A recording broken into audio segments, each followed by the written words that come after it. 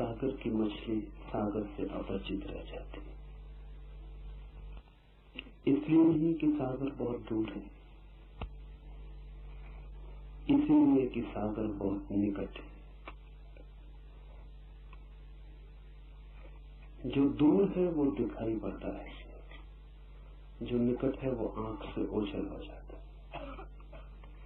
दूर को जानना कठिन नहीं, निकट को जानना ही कठिन। और जो निकट से भी निकट है उसे जानना असंभव। इसे थोड़ा हम ठीक से समझ लें, क्योंकि अंतर यात्रा में अत्यंत अपरिहार्य है जानना। इसे पूछते हैं लोग, कहां खोजें परमात्मा को? पूछते हैं कि जो भीतर ही छिपा है वो भूल कैसे गया है? पूछते हैं कि जो इतना करीब है कि हृदय की धड़कन भी उतनी करीब नहीं, श्वासें भी उतनी पास नहीं स्वयं के, वो भी बिछड़ कैसे गया है? जो मैं स्वयं ही हूं उससे भी विस्मृति कैसे हो गई? और उनका पूछना तर्कयुक्त मालूम पड़ता है। प्रतीत होता है वे जो पूछते हैं ठीक ही पूछते हैं, और लगता है कि होना नहीं चाहिए था ऐसा। जो मेरे भीतर ही छुपा है उसे ही मैं नहीं जान पाता हूं, जो मैं ही हूं वो भी अपरिचित रह जाता है। तो फिर परिचय किससे होगा? पहचान किससे होगी? ज्ञान किसका होगा? जब पास ही छूट जाता है हाथ से तो दूर को हम कैसे पा सकेंगे? और ऐसा नहीं कि वो आज पास हो गया हो, वो सदा से ही पास है। अनंत अनंत काल से पास है। उससे क्षण भर को भी हमारा छूटना और दूर होना नहीं हुआ है। हम जहां भागे वो हमारे साथ भागता है, हम जहां जाएं वो हमारे साथ जाता है। नरकों में भी वो हमारे साथ यात्रा करता है, और स्वर्गों में भी, पाप में भी वो हमारे साथ उतना ही खड़ा होता है जितना पुण्य में।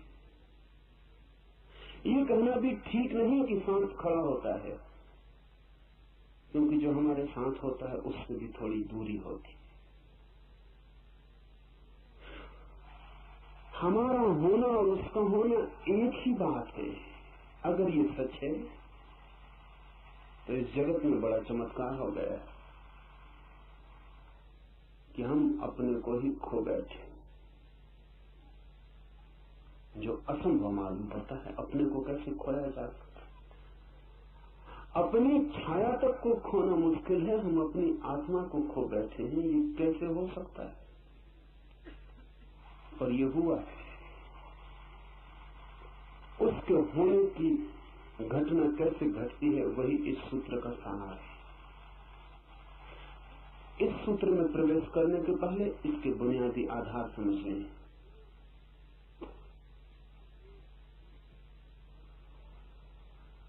आंख की सीमा है, एक परिधि है। उससे ज्यादा दूर हो तो आंख नहीं देख पाती, उससे ज्यादा पास हो तो भी आंख नहीं देख पाती। आंख के देखने का एक विस्तार है। किसी चीज को आंख के बहुत पास ले आए फिर आंख नहीं देख पाएगी, बहुत दूर ले जाए तो भी आंख नहीं देख पाएगी। तो एक क्षेत्र है जहां आंख देखती है, और इस क्षेत्र के उस पार या इस पार आंख अंधी हो जाती। और आप तो इतने निकट हैं कि आंख के पास ही नहीं है, आंख के पीछे है। यही अड़चन है। ऐसा समझिए कि दर्पण के सामने खड़े हैं तो एक खास दूरी से दर्पण पर ठीक प्रतिबिंब बनता है। अगर बहुत दूर चले जाएं तो फिर दर्पण पर प्रतिबिंब नहीं बनेगा। बहुत पास आ जाए कि आंख को दर्पण से ही लगा ले तो प्रतिबिंब दिखाई नहीं पड़ेगा। लेकिन यहाँ मामला ऐसा है कि आप दर्पण के पीछे खड़े, इसलिए दर्पण पे प्रतिबिंब बनने का कोई उपाय ही नहीं। आंख आगे है, आंख पीछे है। आंख देखती है उसको जो आंख के आगे हो, आंख उसको कैसे देखे जो आंख के पीछे। कान सुनते हैं उसको जो कान के बाहर है, कान उसको कैसे सुने जो कान के भीतर है। आंख बाहर खुलती है, कान भी बाहर खुलते हैं। मैं आपको छू सकता हूं, अपने को कैसे छू? और अगर अपने शरीर को भी छू लेता हूं इसीलिए, तो वो इसीलिए कि शरीर भी मैं नहीं हूं, वो भी पराया है, इसलिए छू लेता हूं।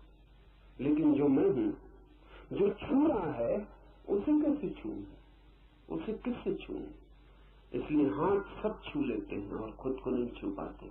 आंख सब देख लेते हैं और खुद को नहीं देख पाते। अपने लिए हम बिल्कुल अंधे। हमारी कोई इंद्रिय काम की नहीं है। जिन इंद्रियों से हम परिचित हैं वो कोई भी काम की नहीं है। अगर कोई और इंद्रिय का उद्घाटन न हो जो भीतर देखती हो, अगर कोई और आंख न खुल जाए जो भीतर देखती हो, जो पीछे देखती हो, जो उल्टा देखती हो, कोई कान न खुल जाए जिस पर भीतर की ध्वनि तरंगें भी प्रभाव लाती हो, तब तक हम स्वयं को देख और जान और सुन न पाएंगे। तब तक स्वयं को छूने का कोई उपाय नहीं। जो निकट है वो चूक जाता है, जो निकट से भी निकट है वो असंभव। इसीलिए मछली सागर को नहीं जान पाती। दूसरी बात,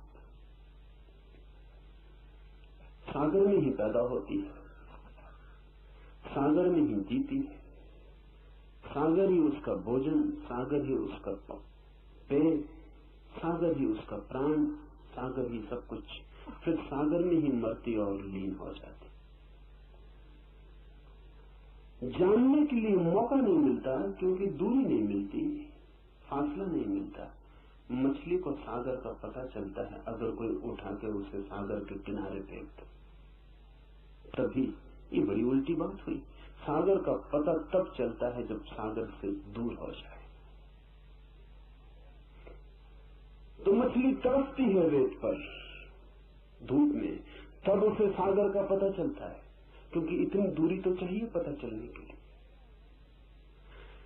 पैदा होने के भी पहले जो मौजूद था और मरने के बाद भी जो मौजूद रहेगा, और जिसमें ही पैदा हुए और जिसमें ही लीन हो गए, उसका पता कैसे चलेगा?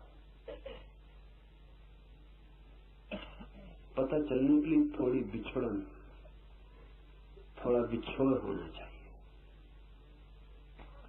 इसलिए मछली को सागर का पता नहीं चलता। किनारे पे कोई फेंक दे तो पता चलता। आदमी की और भी मुसीबत है। परमात्मा सागर ही सागर है, उसका कोई किनारा नहीं जिस पे आपको फेंका जा सके। जहां आप तड़पने लगे मछली की तरह, ऐसा कोई किनारा होता तो बड़ी आसानी हो जाती। ऐसा कोई किनारा नहीं, परमात्मा सागर ही सागर है। इसीलिए तो जो परमात्मा में किनारा खोजते हैं वो उसे कभी नहीं खोज पाते। जो परमात्मा की मझधार में डूबने को राजी हैं, उनको ही उसका किनारा मिलता है। किनारा है ही नहीं, खोजने का कोई उपाय नहीं। और किनारा हो भी कैसे? सब चीजों का किनारा हो सकता है, समस्त का किनारा नहीं हो सकता, क्योंकि किनारा बनता है किसी और चीज से। नदी का किनारा बनता है, सागर का किनारा बनता है किसी और चीज से।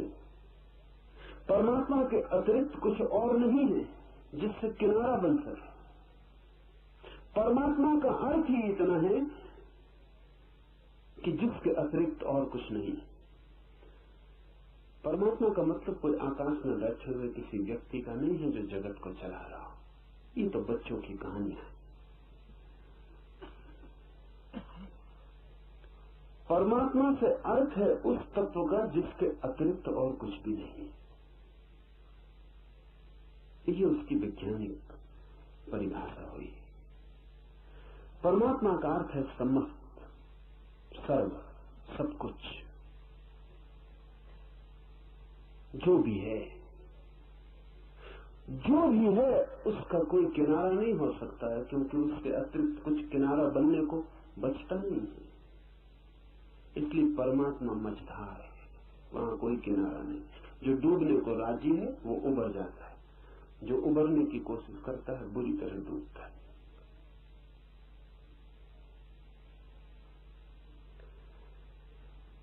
कोई किनारा हो तो पता भी चल जाए, इसीलिए हमें पता नहीं चला है। उसी में हम हैं, जिसे हम खोजते हैं उसी में हम हैं, जिसे हम पुकारते हैं उसे पुकारने की जरा भी जरूरत नहीं है, क्योंकि इतना भी दूरी नहीं है कि हमारी आवाज हमें जोर से पुकारनी पड़े। इसलिए कबीर ने कहा है कि क्या तुम्हारा खुदा बहरा हो गया जो तुम इतने जोर से अजान पढ़ते हो? क्या तुम्हारा ईश्वर बहरा हो गया जो तुम इतने जोर से पुकारते हो?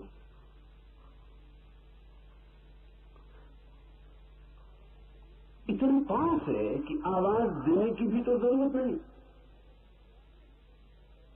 अगर मौन भी कुछ भीतर होगा तो वो भी सुन लिया जाएगा, इतने पास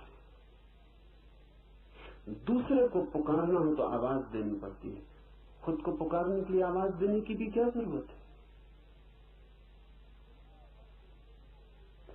दूसरे का तो तभी सुनाई पड़ता है जब शब्द ध्वनित हो, स्वयं का तो मौन भी सुनाई पड़ता है। इतने जो निकट है वही कठिनाई है।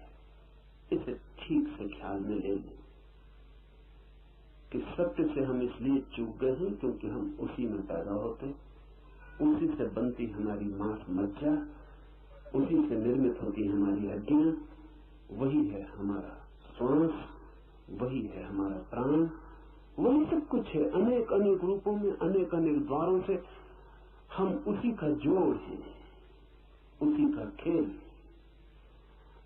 फासला बिल्कुल नहीं है, इसलिए स्मरण नहीं आता, इसलिए स्मरण असंभव हो गया। इसलिए संसार तो बहुत दिखाई पड़ता है, सत्य बिल्कुल दिखाई नहीं पड़ता। संसार दूर है, जगह है दोनों के बीच में। इसलिए संसार की वासना जगती है। वासना का अर्थ क्या है? वासना का अर्थ है जिससे हमें दूरी मालूम पड़ती हो उससे दूरी मिटाने की कोशिश। वासना का अर्थ है जिससे हमें दूरी मालूम पड़ती हो उससे दूरी मिटाने की कोशिश। इसलिए परमात्मा की कोई वासना नहीं, क्योंकि दूरी ही मालूम नहीं पड़ती। या कभी कोई परमात्मा को खोजता भी मालूम पड़ता है तो झूठी वासना मालूम पड़ती। परमात्मा के नाम से कुछ और नहीं पड़ता। नाम परमात्मा का लेता है, चाहता कुछ और है। शक्ति चाहता हो, सिद्धि चाहता हो, धन चाहता हो, पद चाहता हो, कुछ और।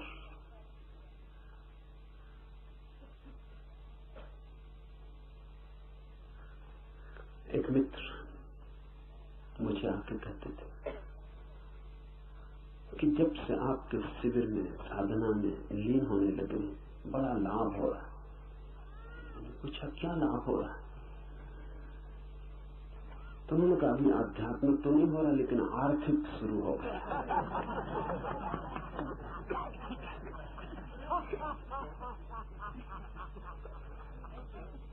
ठीक, आध्यात्मिक की इतनी जल्दी भी क्या है? टाला जा सकता, स्थगित किया जा सकता। आर्थिक तत्काल है।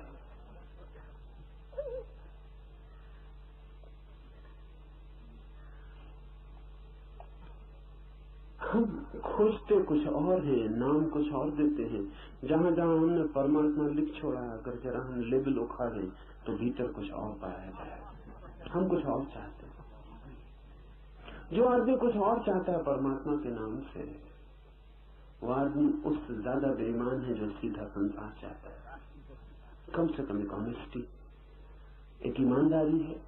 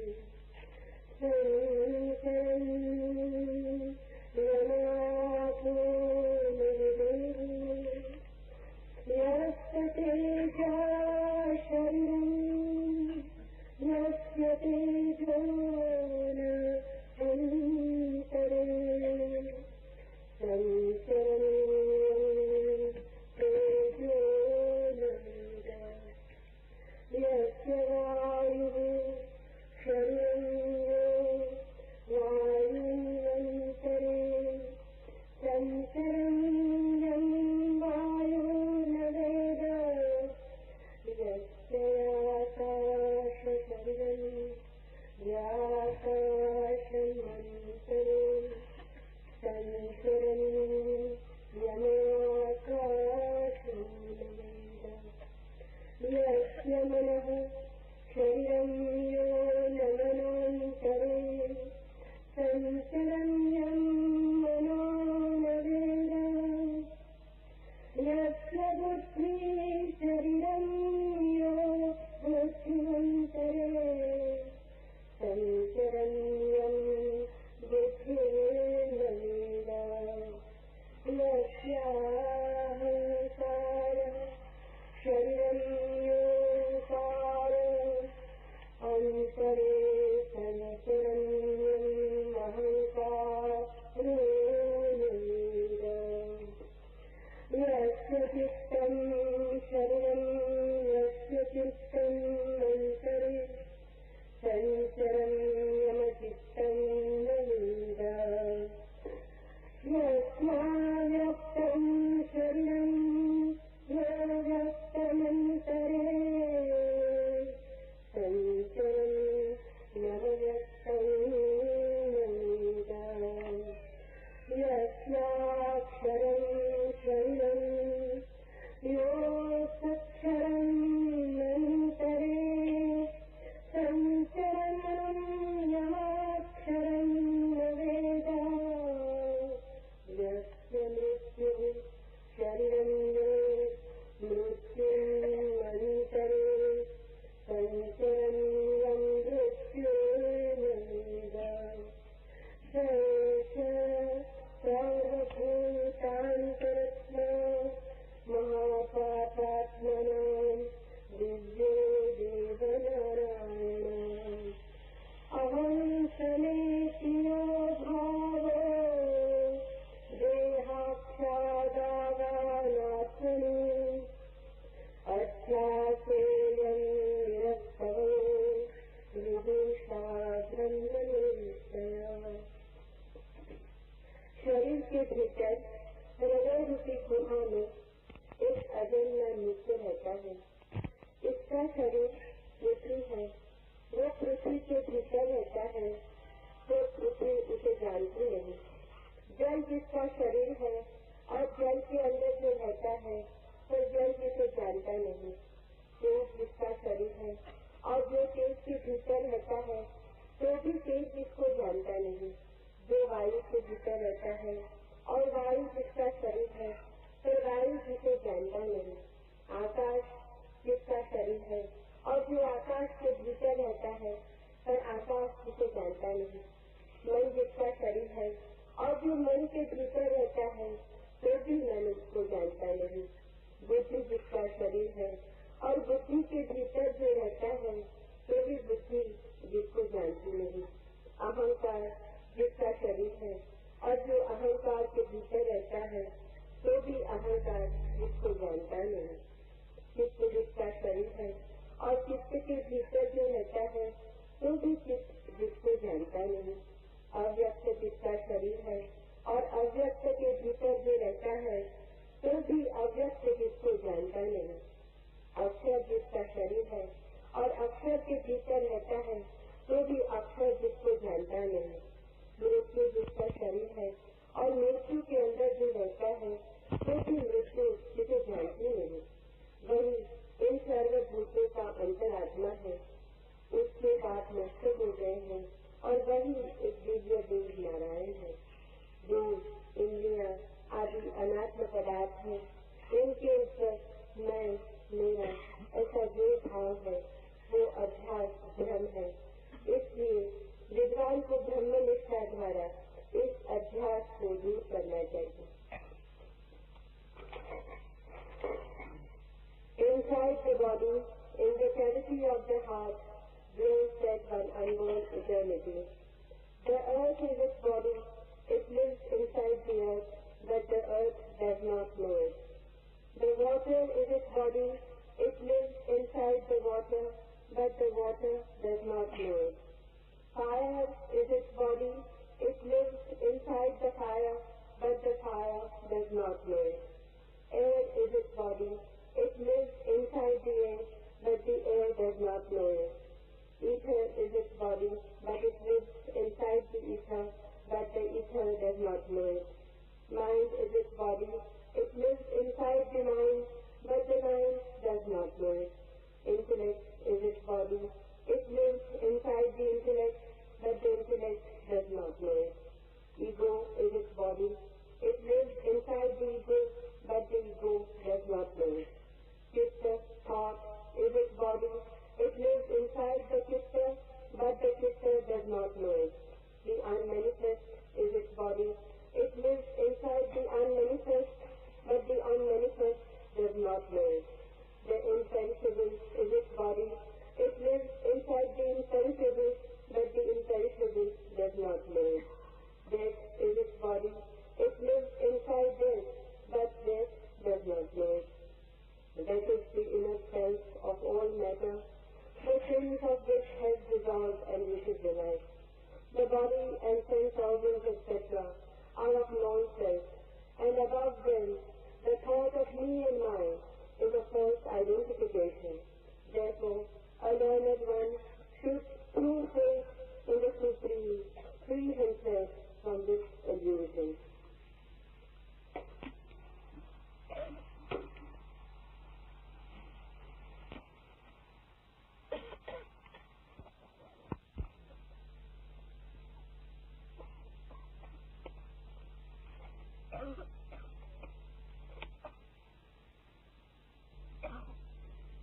सागर की मछली सागर से अपरिचित रह जाती है,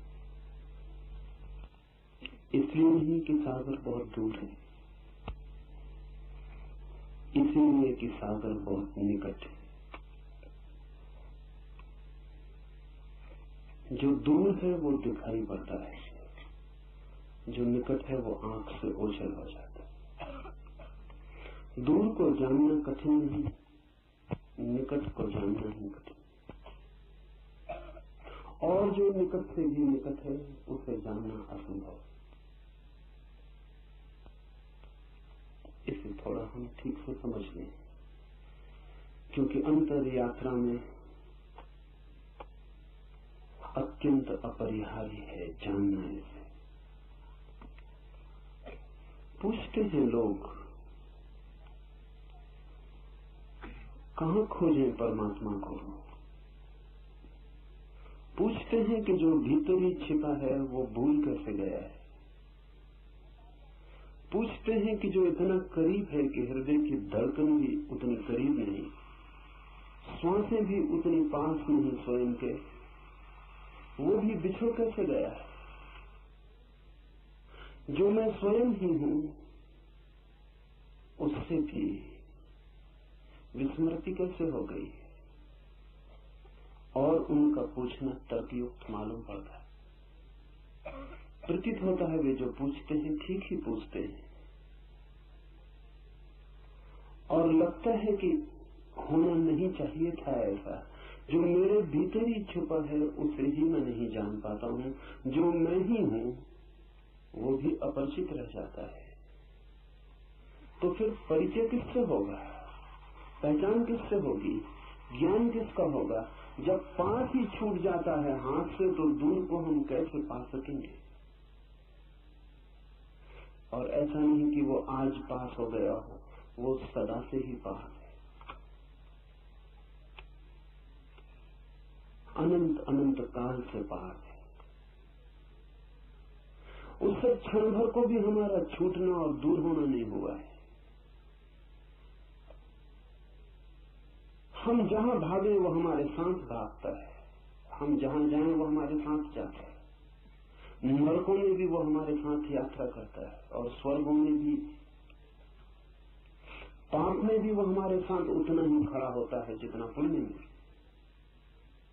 ये कहना भी ठीक नहीं कि साथ खड़ा होता है, क्योंकि जो हमारे साथ होता है उससे भी थोड़ी दूरी होती।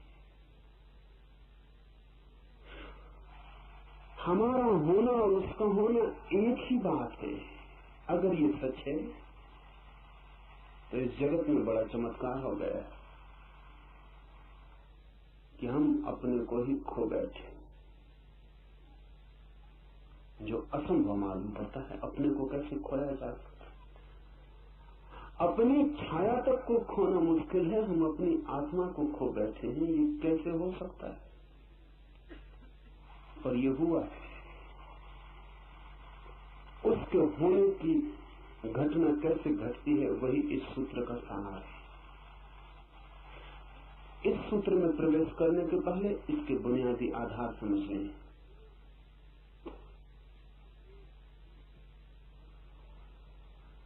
आंख की सीमा है, एक परिधि है। उससे ज्यादा दूर हो तो आंख नहीं देख पाती, उससे ज्यादा पास हो तो भी आंख नहीं देख पाती।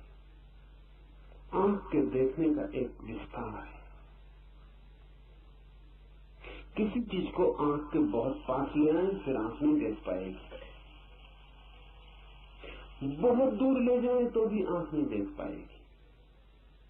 तो एक क्षेत्र है जहां आंख देखती है, और इस क्षेत्र के उस पार या इस पार आंख अंधी हो जाती। और आप तो इतने निकट हैं कि आंख के पास ही नहीं है, आंख के पीछे है। यही अड़चन है।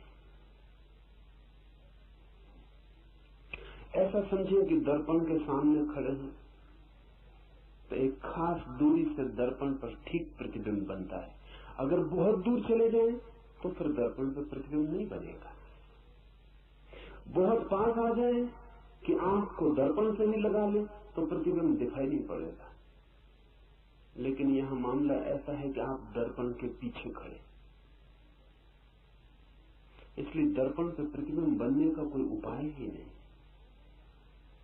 आंख आगे है, आंख पीछे है। आंख देखती है उसको जो आंख के आगे हो, आंख उसको कैसे देखे जो आंख के पीछे।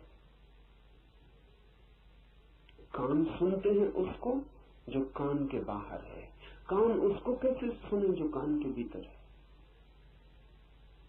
आंख बाहर खुलती है, कान भी बाहर खुलते हैं। मैं आपको छू सकता हूं, अपने को कैसे छू? और अगर अपने शरीर को भी छू लेता हूं इसीलिए, तो वो इसीलिए कि शरीर भी मैं नहीं हूं, वो भी पराया है, इसलिए छू लेता हूं। लेकिन जो मैं हूं, जो छू रहा है, उसे कैसे छू? उसे किससे छू? इसलिए हाथ सब छू लेते हैं और खुद को नहीं छू पाते। आंख सब देख लेते हैं और खुद को नहीं देख पाते। अपने लिए हम बिल्कुल अंधे। हमारी कोई इंद्रिय काम की नहीं है। जिन इंद्रियों से हम परिचित वो कोई भी काम की नहीं। अगर कोई और इंद्रिय का उद्घाटन न हो जो भीतर देखती हो, अगर कोई और आंख न खुल जाए जो भीतर देखती हो, जो पीछे देखती हो, जो उल्टा देखती हो, कोई कान न खुल जाए जिस पर भीतर की ध्वनि तरंगें भी प्रभाव लाती हो, तब तक हम स्वयं को देख और जान और सुन न पाएंगे। तब तक स्वयं को छूने का कोई उपाय नहीं। जो निकट है वो चूक जाता है, जो निकट से भी निकट है वो असंभव। इसीलिए मछली सागर को नहीं जान पाती। दूसरी बात, सागर में ही पैदा होती है, सागर में ही जीती है, सागर ही उसका भोजन, सागर ही उसका पेय, सागर ही उसका प्राण, सागर ही सब कुछ।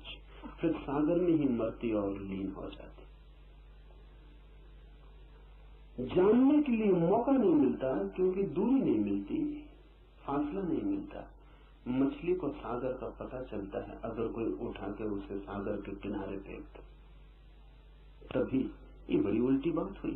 सागर का पता तब चलता है जब सागर से दूर हो जाए।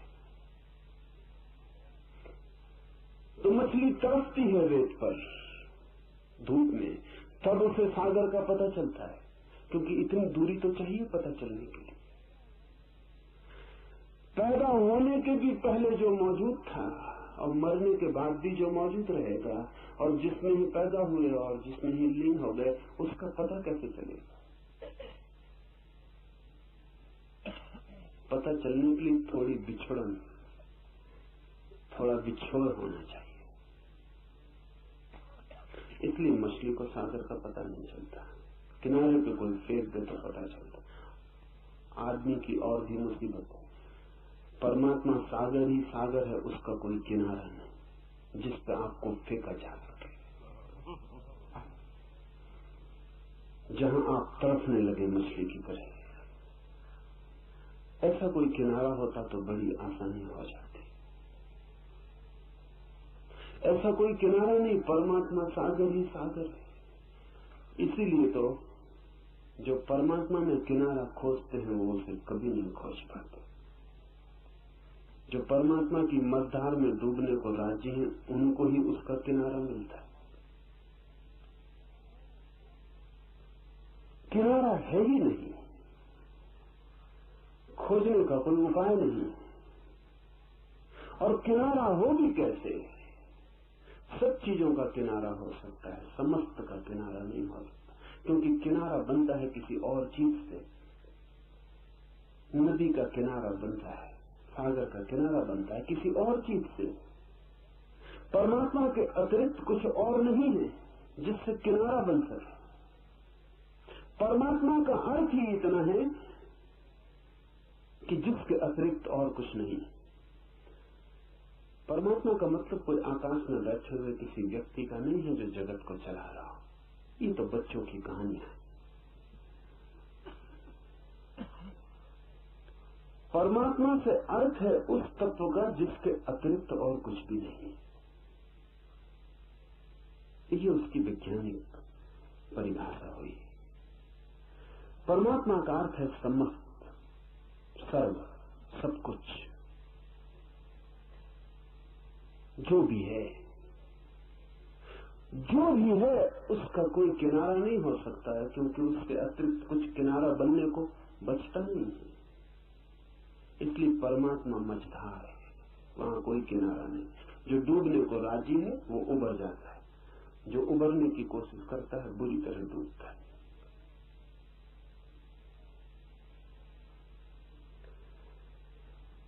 कोई किनारा हो तो पता भी चल जाए, इसीलिए हमें पता नहीं चला है।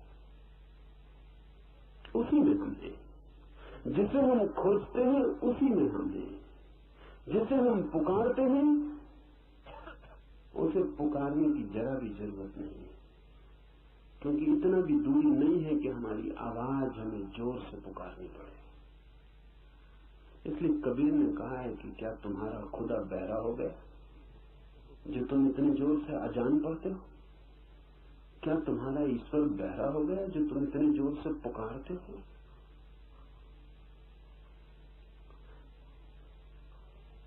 इतने पास है कि आवाज देने की भी तो जरूरत नहीं। अगर मौन भी कुछ भीतर होगा तो वो भी सुन लिया जाएगा, इतने पास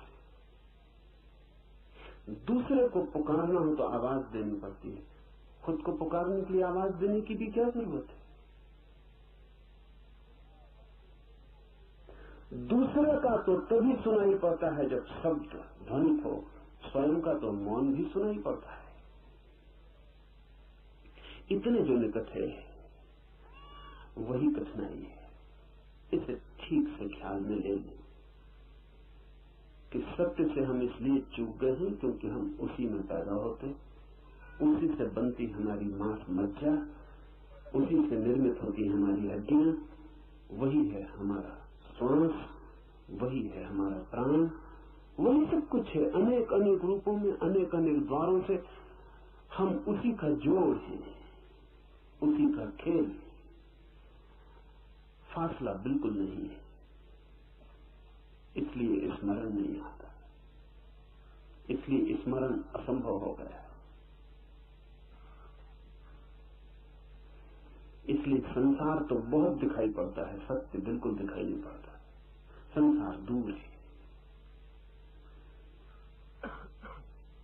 जगह दोनों के बीच में। इसलिए संसार की वासना जगती है। वासना का अर्थ क्या है? वासना का अर्थ है जिससे हमें दूरी मालूम पड़ती हो उससे दूरी मिटाने की कोशिश। वासना का अर्थ है जिससे हमें दूरी मालूम पड़ती हो उससे दूरी मिटाने की कोशिश। इसलिए परमात्मा की कोई वासना नहीं, क्योंकि दूरी ही मालूम नहीं पड़ती। या कभी कोई परमात्मा को खोजता भी मालूम पड़ता है तो झूठी वासना मालूम पड़ती। परमात्मा के नाम से कुछ और नाम परमात्मा का लेता है, चाहता कुछ और है। शक्ति चाहता हो, सिद्धि चाहता हो, धन चाहता हो, पद चाहता हो, कुछ और।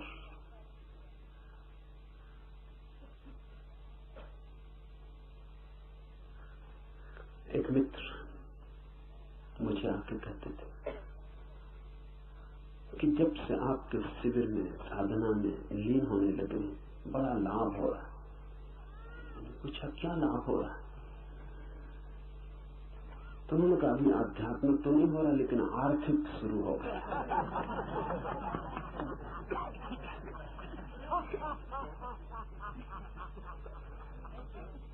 ठीक,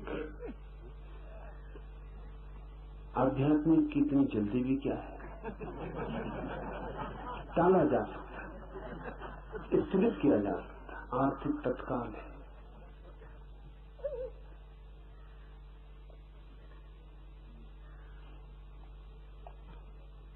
हम खोजते कुछ और है, नाम कुछ और देते हैं।